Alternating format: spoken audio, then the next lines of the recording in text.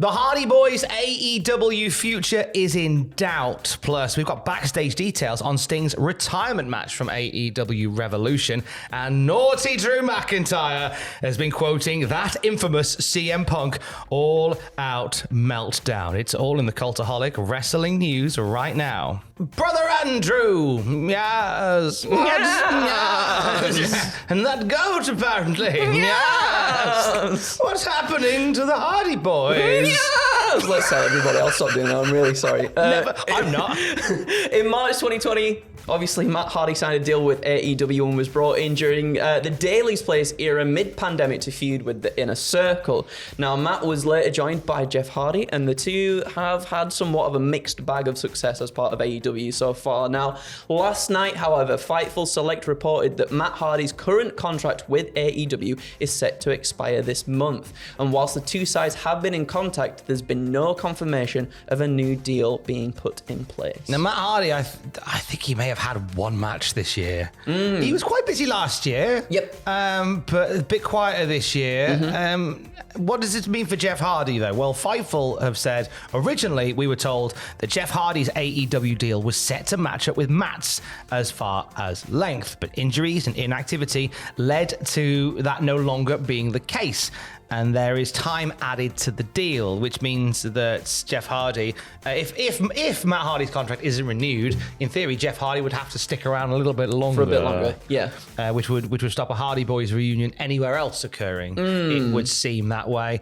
It's been an interesting one, as you mentioned there, when it comes to the Hardys in AEW. I think there was a lot of optimism for some dream matches to be had, but a combination of just a lack of focus and I don't know, just a bit of a malaise around their AEW run. Hasn't really seen that happen. Yeah, well, it sort of felt like things were going to pick up, didn't it? When we got it was the Young Bucks versus the Hardys, and then things happened there, and then the momentum was just quashed straight away. And I feel like we've never really got back to that again.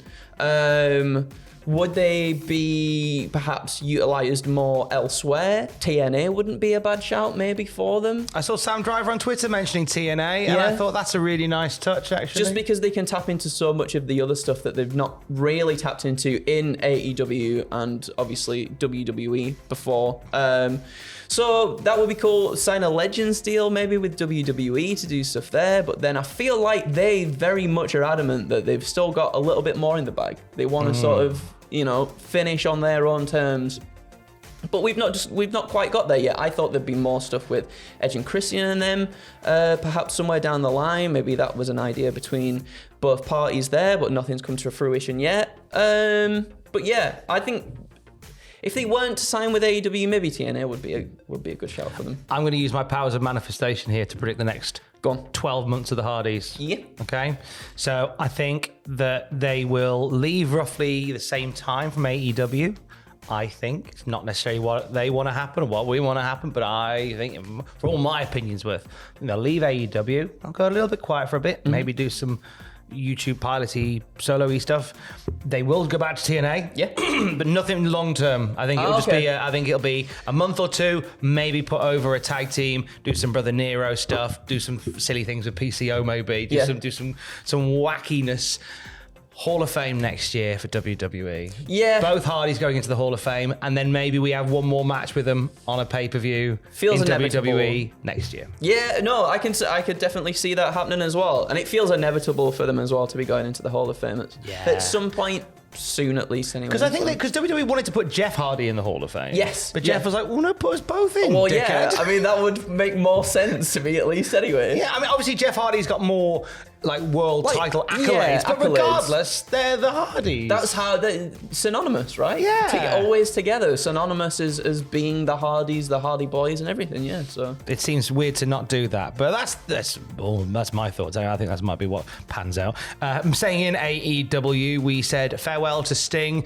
He went out on a high after a wild match at AEW Revolution. The Darby Allin spot has got the wrestling world talking and cringing.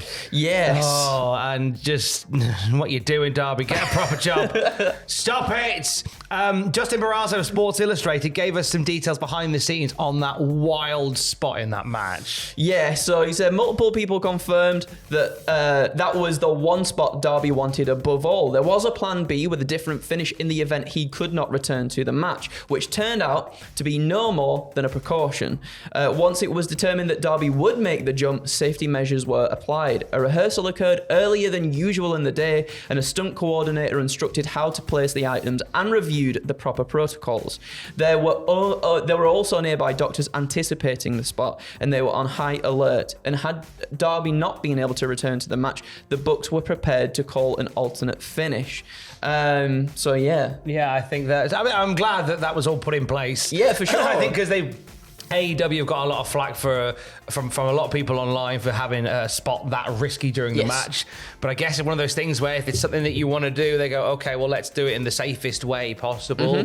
A few people, there's also been some flack online because fans at the front were risking getting glass in them. I don't know how many got. Oh yeah, that's a good point actually. But as they do with most, I mean, I can only base it on shows that I've worked at that, particularly Rise Wrestling. Big shout out to Rise Wrestling. They're a deathmatch type promotion, and it's all very intimate in there, so there is precautions to say, look, there's going to be a lot of stuff here, so if you're near the front, you might get a bit of, you might get caught in the crossfire somewhat. Slightly different because obviously AEW is a multi-million-dollar company on a global scale, but they do put those in place to sort of forewarn people, look, you might, if you're worried about getting hit with something, you might want to move further back for this one. They did put that in the put the onus of that on the people in the front row. Yeah. From what I can tell anyway.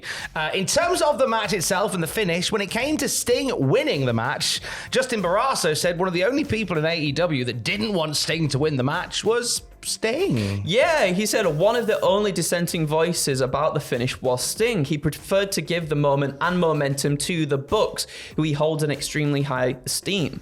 But that simply was not going to happen, as Khan and the Bucks, who are executive vice presidents in the company, all firmly believe that Sting should end his career with a victory. Khan, the Bucks, and Sting ultimately agreed that a fun, happy ending would be the best for AEW. After a tumultuous 18-month stretch, this was not the time for a swerve, and it certainly feels like the right call. I think everything from the way that the whole match was presented, to the intros, to the entrances, to the fact that Sting retires from AEW with a clean record, I think that's lovely. I think it's nice, and I feel like it rectifies the stuff within WWE too. It feels like the right way to completely cap his career off, and also like, because on the news before, me and Adam was speaking like, maybe he should have put someone over. But here it is. He wanted to put people over. He really did want to put people over, but it was the higher-ups that were like, no, we don't really want to do that. We want to let you end on a high, young man. Get yourself young away. Young man, you young whippersnapper. So yeah, like, good on Sting. What a guy. What a guy. I'm really looking forward to sharing with you a conversation that I'm having with Garrett Borden. You'll hear it on the podcast feed this weekend. He was Surfer Sting. Hey! So one of Sting's very proud sons joining us on the Cultaholic podcast feed this weekend to talk about that match, that show, his history growing up with Sting as his dirty. Yeah. And obviously he's a big Destiny 2 guy. He loves Destiny. Garrett loves a bit of Destiny 2. He's got a whole YouTube channel set up. We're gonna pick his brains all about that as well. That'll be on the podcast feed over the weekend. Search Cultaholic wherever you get your podcasts from, and Cultaholic Wrestling News for 10-minute news podcasts every single morning as well. Here's some news. Drew McIntyre's being a naughty boy. You're being naughty. You know what you're doing. So last night on Twitter, Drew McIntyre shared video footage of his attack on Seth Rollins on Raw. The one where he's like, look, don't do this tag match because I'll have you if you do. Focus on me, you dafty. Focus on me, you silly boy. That's what he said. The caption that accompanied this video sounded eerily familiar for those who've been around long enough. As Drew McIntyre said, quote, "What did I ever do in this world to deserve an empty-headed bleep dumb bleep like Seth Rollins to go out on national television and go into business for himself. Where have we heard that before? No idea. Did it? No idea. Was it the harbinger of doom that was the press conference at AEW All Out that time? I recall maybe walking on the street. I went past this really nice muffin place, right? And this guy was just sat outside on a table with a coffee, with some muffins, and he was just going off, spouting off on people, just while scoffing these muffins. Oh, I've seen that guy. Is it the one? Is it the one on Granger Street? Yes, it is. Yes, that's the guy. Yeah, that's that bloke the guy. always seems off his face on Spice. Yes, Yeah, the Black Garter. I've seen him too. Hi to Dad if you're watching. Man, they are really. We've heard recently, haven't we, that CM Punk perhaps may show up on the road to WrestleMania. Yeah. It feels like we're very much really hammering the point home. Yes, hammering the point home. We are hammering the point home. You're right. However, what do we think? Does he get involved at WrestleMania in some capacity? Does he do commentary for that match? Does he do special guest referee for that match? Special ref is the most tantalising idea if his triceps are good enough to do it, because Punk hates both of them. That's a good point. Punk hates both guys, which makes it a really fun situation, and it could lead to obviously Drew winning the title and plant some seeds for that Seth Punk match to happen when he's back. Yeah. I see maybe Punk out in the 3 for Drew, and then Drew just booting Punk anyway. Oh, yeah, I guess it also, what does it promotes the game then too, doesn't it? Because 2K24's got it in there Guest now. referee mode. Oh, there you go. Sponsored by 2K. They're playing 4D checkers over in Stamford today, I tell you what. Tell thee what.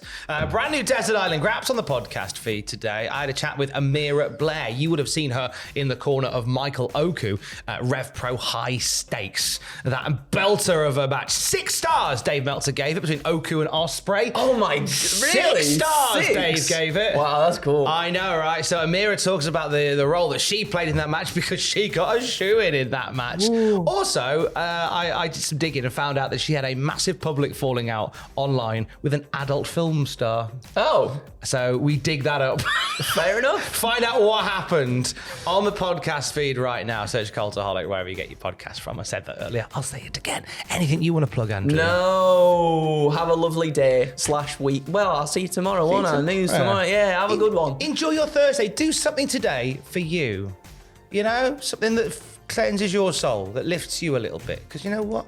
You deserve it. And you do. Oh, and you do. I don't. Hey. We'll have more wrestling news throughout the day at cultaholic.com. Keys. Love you, bye.